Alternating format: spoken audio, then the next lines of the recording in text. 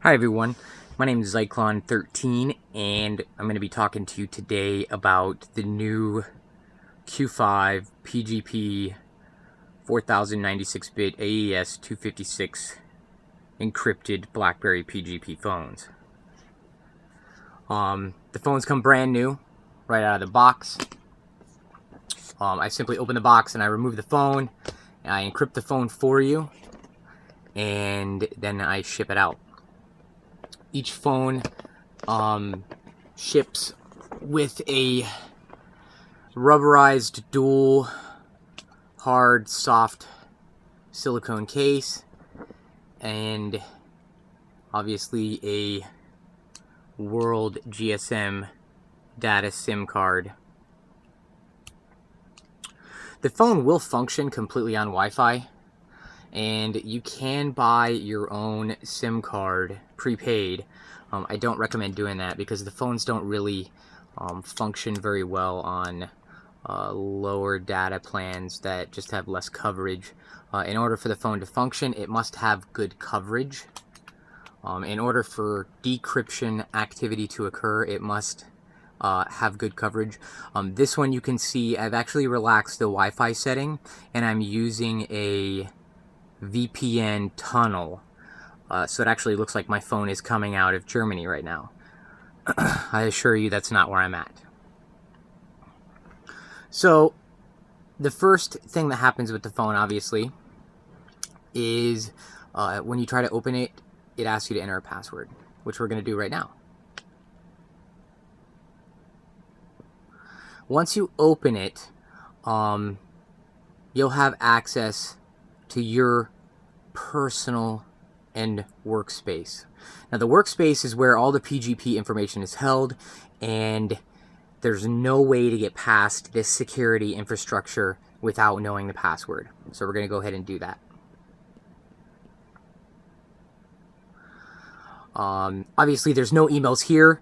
I recommend that all my clients, when they purchase the phone and they transfer emails back and forth, as soon as they read the email, they should delete it. Now, if you don't remove it, it'll stay on the phone for 24 hours and then it'll be removed. The phone only synchronizes for 24 hours, and after that, the message will be deleted from the phone. So if the phone is taken and somehow people get past the two layers of protection, the phone will still no longer have the email message. So what we're going to do is we're going to send an email message from this phone to this phone. Again, this phone is sort of showing that we can use the phone simply with Wi-Fi. This phone has no SIM card.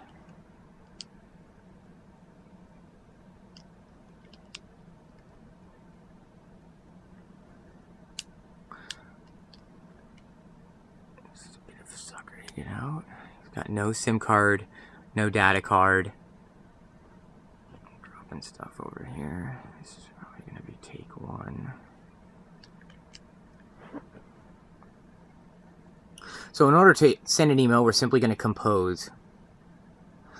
Okay, and the way the policy works is that no matter what you select, plain text, encrypt sign, or encrypt with PGP, even if we have plain text selected, the policy that's sent from the Blackberry server applies and ensures that the message is sent via PGP.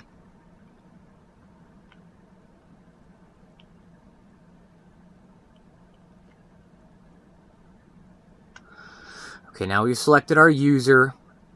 If you did want to go ahead and select PGP, the first thing that it's going to do is it's going to validate that that key is valid for that user. If the user doesn't have a public PGP key, then this username would actually be red and it would not allow you to send.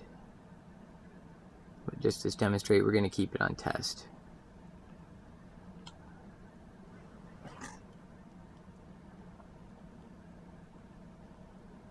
And then we simply click send. It signs and encrypts the message, and on its way it is.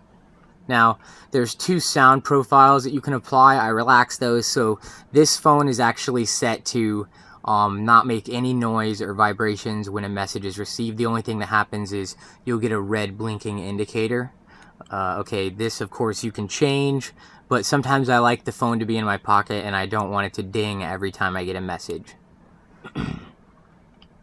So once that's done, I always lock the thing back. And after about 60 seconds, the workspace itself will then relock and the phone will be totally secure. The only thing I recommend is that when you're done observing your emails, delete them.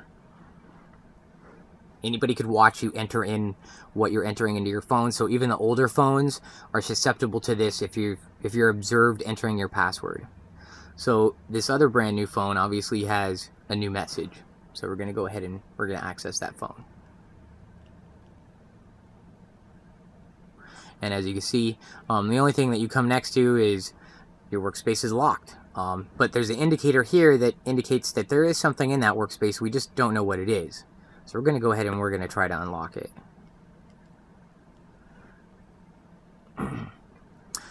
Once you see that you have a message, the message indicator over here indicates that it's an encrypted message with the lock next to the email. You can email your address from any email address, and you will receive an unencrypted message. If you do receive an unencrypted message on your Blackberry crypto phone, I don't recommend that you open it. They are very secure, and there's pretty much no type of virus, even though the rumors that go around that the NSA has some sort of backdoor, they don't. As long as the message is locked, then it's safe to open. So we're going to go ahead and we're going to open it. Obviously here it's downloading the message and then it's going to decrypt it. And we can see the message that was sent. You can verify the PGP information simply by selecting the menu button and scrolling down and selecting PGP details.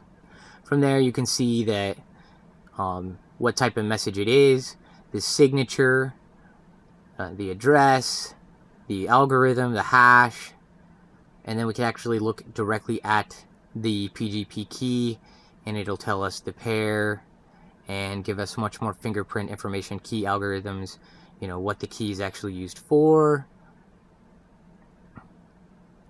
If there's anything wrong with the key, up here you'd have a red line either through the lock or the ribbon.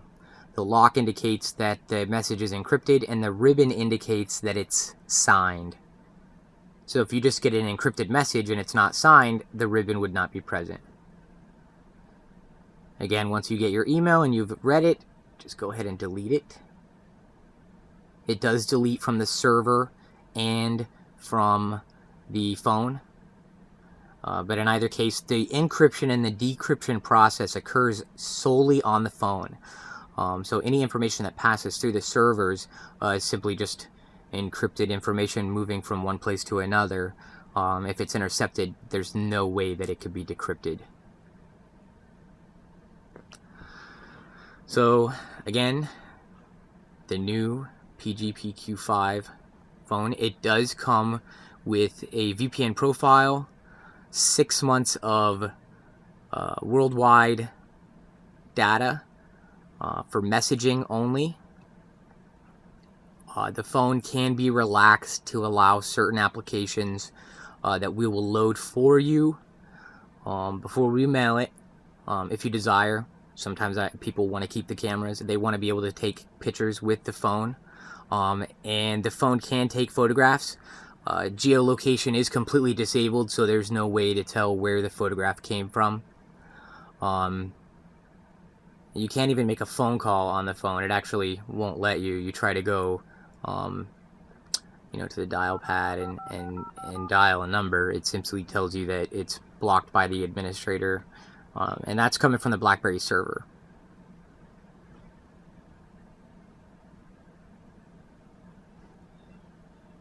The VPN profile is actually sort of on a smart setting so that it only comes on when you actively use the phone's functionality. Afterwards, it disconnects mobile connectivity and it simply turns it off. It saves battery and it spans the battery life. I've noticed that if you keep it in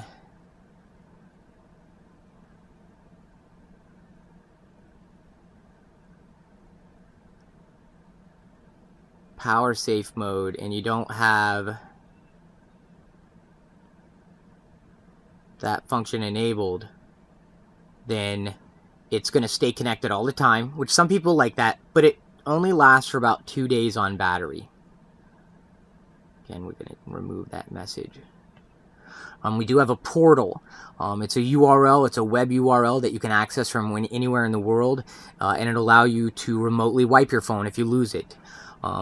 When you activate your phone, you have to put in a paraphrase LDAP authentication password. We also have a portal that will allow you to change that. You simply have to know your original paraphrase password, and then it'll allow you to change it. We can go over that in another video, but again, the Q5, brand new phone, microphone, speaker, and cameras removed if requested. Phone completely locked down if requested. Phone relaxed if requested.